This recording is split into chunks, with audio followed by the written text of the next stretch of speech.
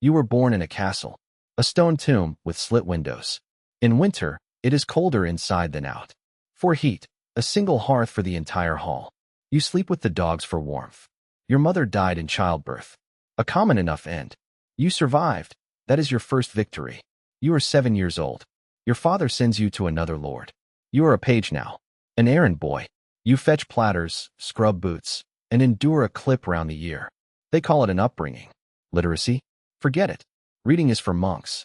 Your trade is killing. You are 14. You are a squire.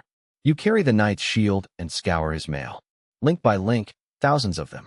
Rust is a disgrace. Your hands are calloused from the wooden sword. You haven't earned steel yet. The quinton, a dummy with a sandbag on a pivot. You strike it with a lance. If you aren't quick, the bag cracks you in the skull. It teaches you to think fast. The horse, you must become a centaur. Sleep in the saddle, eat in the saddle, kill in the saddle. Without a mount, you are nothing. Infantry, mud. Tournaments? They aren't sport, they're practice for war. People die for real. A lance to the eye, a horse on the chest. A tournament is just a legal way to kill your neighbor and strip his armor. Rancor. Blood feuds. Your grandfather killed his. Now you must kill each other forever. They call it honor. You are 21. The night before your dubbing. The vigil. You stay awake, praying in a freezing church, a naked blade upon the altar. Morning brings a bath, the only one of your life. You wash away the sins of youth. A white tunic, a crimson cloak. A blow to the cheek from Lord Kali. The last insult you will ever take without an answer. The sword touches your shoulder. You are a knight, but a landless one. The second son. The firstborn gets the castle. You get a horse, a sword, and the road. Primogeniture. The law that turns younger sons into killers. Where do you go? Mercenary work. A root year. Raiding villages for scraps. Butchering other landless knights for someone else's quarrel. Honor doesn't fill the belly. Or the monastery. Locked in a cell, praying until death. For a man of action, it's worse than a dungeon. The year is 1095. Claremont. Pope Urban rants to the masses. Holy war. Jerusalem has fallen to the infidels. They say they rape pilgrims and burn churches. Half of it is lies. It doesn't matter. The crowd roars, and you roar with them. Here is your exit. Kill for God and claim the land. Absolution in advance. Slay a Saracen and paradise is yours. A license to kill from the Pope himself. You sew a cross to your cloak, red on white. You are a crusader. But first, you need coin. A suit of mail costs a herd of cattle. A destrier costs a village. You hawk everything. The mill, the pond, the hunting rights. You borrow from the Jews at interest, the same ones you'll slaughter on the road. Irony. Your wife stays behind. She'll wait, or will she? Campaigns last years. Your children will forget your face. If you ever return, you might find another man in your bed. The law is murky. You pin the cross to your chest. They promised you paradise for murder. The Pope said, Deus vult, God wills it. You want land and glory. The Holy Land is a world away. You start on foot. Within 2 months, your boots have rotted away. Then you go barefoot, feet caked in blood. This isn't war yet. This is just the road. Half your friends will die of the flux before they even see a Saracen. Dysentery kills more men than steel. You drink from every puddle. You have no choice. Clean water is a luxury. Your gut is the first battlefield. The People's Crusade. 1096. Peter the Hermit leads a peasant rabble. They butcher Jews along the way, a warm-up for the infidels. In Nicaea, the Turks cut them to pieces. 20,000 corpses. Bones bleached white by the sun. This wasn't a crusade. It was a flock led to the abattoir. The Prince's Crusade. Now it's serious. Urine mail, 15 kilos of iron. Under the Anatolian sun, you boil alive. Your helmet is an oven. Sweat stings your eyes. You can't see the enemy, only the salt crust on your visor. A horse is worth more than a wife. A destrier costs a fortune. If he dies, you're just infantry. And infantry is meat. The Siege of Antioch. 8 months. You eat rats, then the leather off your shields, then rumors of cannibalism. Hunger turns holy warriors into beasts. Bohemian bribes an Armenian. At night, the gates swing open. A massacre. You slaughter them all. Men, women, children. God will know his own. After 3 days, the Turks arrive. Now you are the ones under siege. The Holy Lance.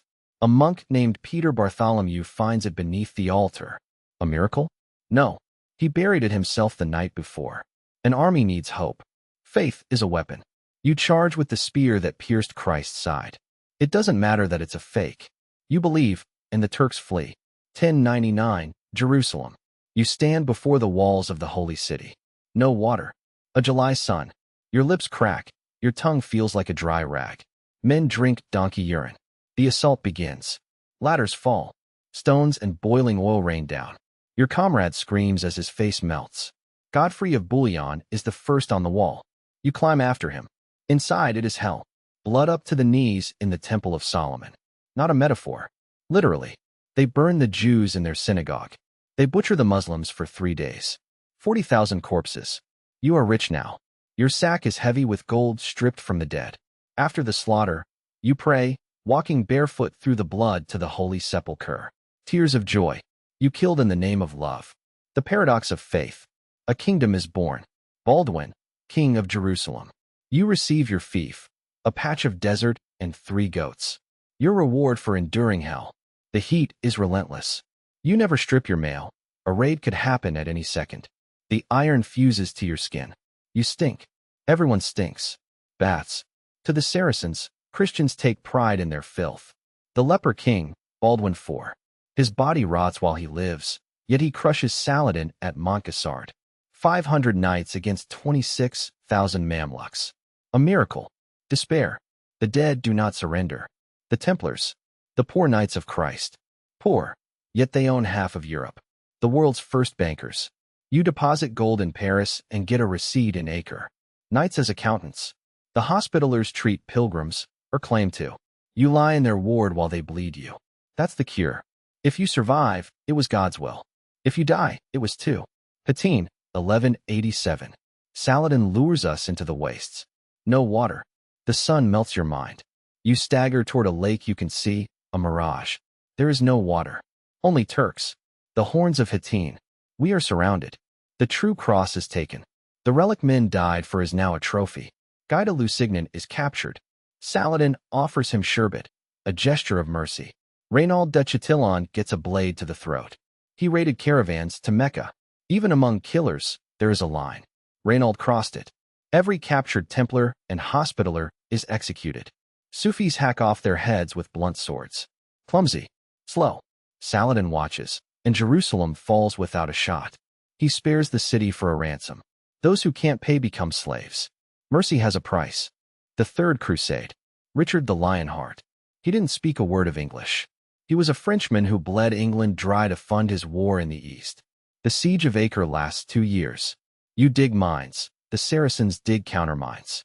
A war of moles beneath the earth. Sometimes you meet in the dark, knives in the cramped black. Richard falls ill. Fever. His hair and nails fall out. Scurvy. Saladin sends him mountain snow and fruit. Chivalry between enemies.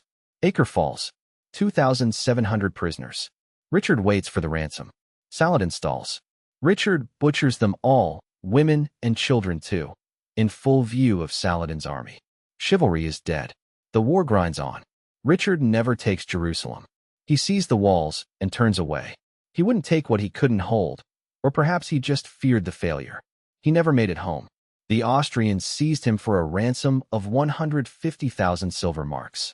England paid for a king who spent only 6 months on her soil. 1204, the Fourth Crusade. We set out to liberate the tomb, but ended up in Constantinople. The Venetians steered us there. The Greeks owed them money.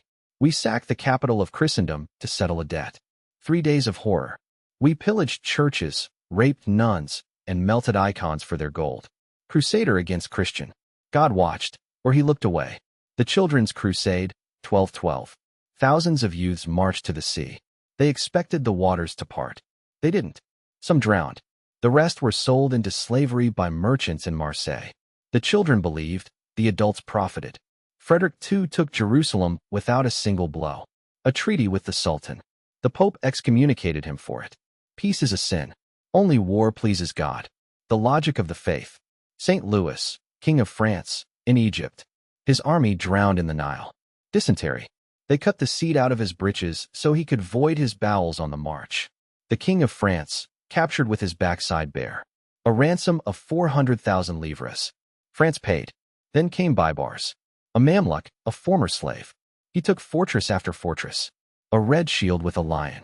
In his wake, only desert. Saved. The garrison surrendered on a promise of safety. Baibars kept his word until they reached the walls. Then he executed them all. A promise is a flexible thing. 1291. Acre. The final stronghold. The Templars hold the tower. The tower collapses. Beneath the rubble lies the end of 2 centuries of crusading. 200,000 crusaders dead over 200 years, not counting the locals. What did we bring home? Sugar, watermelons, spices. The very numbers you use to count. Algebra. We went to kill and returned with the enemy's culture. The Knights Templar are rich. Too rich. Philip the Fair is in their debt. Friday, October 13th, 1307. Mass arrests. Under torture, the Templars confess to everything. Spitting on the cross, obscene kisses, worshipping the head of Baphomet. Truth is irrelevant. Under the rack, you'll admit to flying on a broomstick. Jacques de Molay burns at the stake, slowly, over Greenwood. He curses the king and the pope. Both are dead within the year. Coincidence? Legend chooses its own ending. The Teutonic Order turned north. The Baltics. A new crusade against the pagans, Livonians, Prussians, Lithuanians. Baptized by the sword, literally. A cross on the shield, a blade in the gut. The battle on the ice. 1242. Alexander Nevsky. The knights falling through the ice? A beautiful legend. In truth, they were simply outnumbered and outfought. The ice was a postscript for the chroniclers. The Reconquista. 700 years of war for Spain. We reclaimed the land city by city. Granada fell in 1492. That same year, Columbus sailed west. The cross crossed the ocean. The conquistadors were the heirs of the Crusaders. Cortés wore the cross on his breastplate. The Incas died for the same god as the Saracens. Only the ocean was different.